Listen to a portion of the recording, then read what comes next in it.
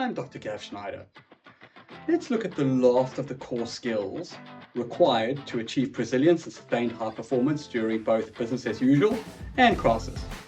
If we start with the understanding that I need situational awareness, which could include sense and meaning making, then I move to critical thinking, then decision making, effective directive and communication, and acting or not acting. And lastly, I want to be able to learn.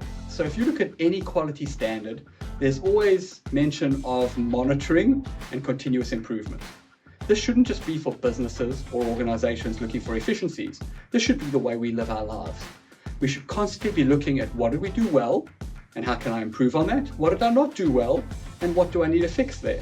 And having an attitude and an appetite to constantly improve based on a growth mindset is a sure way to set you up for success no matter how bad an outcome is.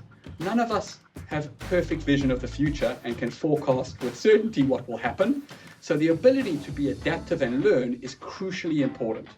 So if we look at this as a sequence, you actually could be learning at every stage of our core skills application. I can improve situational awareness by learning. I can improve critical thinking by evaluating the tools that I use. I can improve decision making by evaluating previous decisions or decisions being made by others. I can improve my communication skills by practicing, rehearsing, and understanding the styles of others. I can improve my action through practice, repetition, and rehearsal. So realistically, part of the challenge is to not get stuck. And I love the concept of thinking that we are never trained. We are always training, and we're always trying to improve these core skills. In a world that is changing so quickly, if we don't have that growth mindset, it's quite likely we will get disrupted.